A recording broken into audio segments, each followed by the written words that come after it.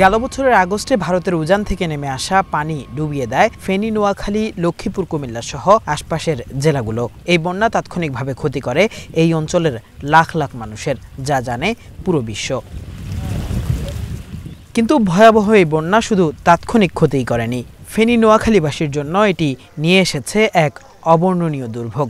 বন্যার পানির তোড়ে ফেনী নদীর উপর নির্মিত মুসাপুর ক্লোজার ভেঙে যাওয়ায় বছর জুড়ে বন্যার ক্ষতি বয়ে বেড়াচ্ছে এই অঞ্চলের মানুষ। সেই থেকে প্রতিনিয়ত ভাঙনে বিলীন হচ্ছে মানুষের বসতভিটা ও ফসলি ভূমি। সমুদ্রের লবণাক্ত পানি ঢুকে নষ্ট হচ্ছে ক্ষেতের ফসল। এমন পরিস্থিতিতে মুসাপুরে পুনরায় টেকসই ক্লোজার নির্মাণের দাবিতে রাজধানীতে এই কর্মসূচি ফেনীর সোনাগাজী উপজেলাবাসীর। অতি সত্বর মুসাপুর ক্লোজার পুনর্নির্মাণ করে সোনাগাজী উপকূলীয় অঞ্চলকে পানি মুক্ত করে সোনাগাজীর প্রাণের দাবি বাস্তবায়ন করুন। প্রাণের দাবির সাথে সাথে যদি বাস্তবায়ন না হয় তাহলে আগামীতে আমরা আরো কঠোর কর্মসূচি দিতে বাধ্য হব। গত বছর থেকে আমরা সোনাগাজীবাসী বিভিন্নভাবে সরকারের কাছে দাবি জানিয়ে আসতেছি যে রেগুলেটরটা দ্রুত মেরামত করার জন্য বন্যা আসার আগে, কিন্তু সরকারের অদৃশ্য কারণে সে রেগুলেটরটা মেরামত না করার কারণে এবছর বর্ষার শুরুতে আমাদের সোনাগাজীর 4টা ইউনিয়ন অবস্থা খুবই খারাপ। শনিবার সকালে সোনাগাজী সমিতি ঢাকার ব্যানারে জাতীয় প্রেসক্লাবের সামনে এই মানববন্ধন অনুষ্ঠিত হয়। এতে দ্রুত ক্লোজার নির্মাণের কাজ শুরু না হলে কঠোর আন্দোলনের হুঁশিয়ারি দেন বক্তারা। আমি আজকের মানববন্ধন থেকে এই দাবি জানাই, যারা এই নির্মাণের সাথে জড়িত ছিল তাদেরকে দায়ী করে তাদের শাস্তির ব্যবস্থা করতে হবে।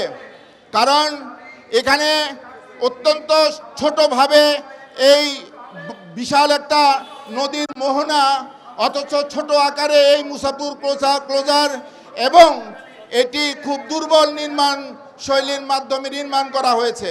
যদি সরকার এভাবে নির্বিকার থাকে সোনাগাজীবাসীর স্বার্থে, যেখানে দিনের পর দিন সোনাগাজী ছোট হয়ে যাচ্ছে, ভেঙে যাচ্ছে সোনাগাজীর ভূমি, লবণাক্ত পানি এসে ফসলি ভূমি নষ্ট হচ্ছে, ফসলি জমি নষ্ট হচ্ছে, এ ধরনের এই অপূরণীয় ক্ষতিতে সরকার নির্বিকার থাকলে সোনাগাজীবাসী যদি সিদ্ধান্ত নেয় যে তারা যে রেমিটেন্স পাঠায়, সেই ক্ষেত্রে তারা সিদ্ধান্ত নিতে বাধ্য হবে।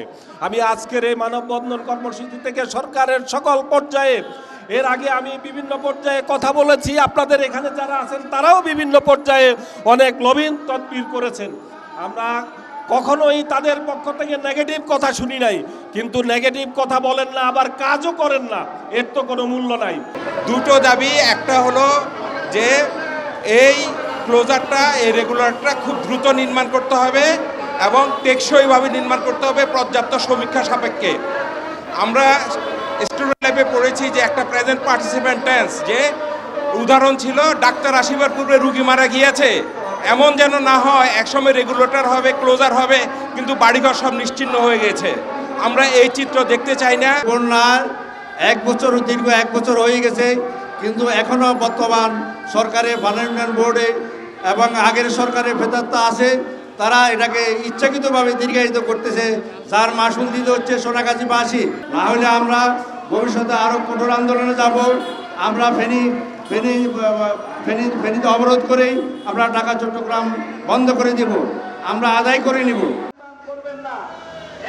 মানববন্ধনে মুসাপুরে ক্লোজার নির্মাণের পাশাপাশি ফেনীতে নদী খনন সহ টেকসই বন্যা নিয়ন্ত্রণ ব্যবস্থা গড়ে তোলারও দাবি জানান বক্তারা। কেফায়েত শাকিল, বাংলা ভিশন, ঢাকা।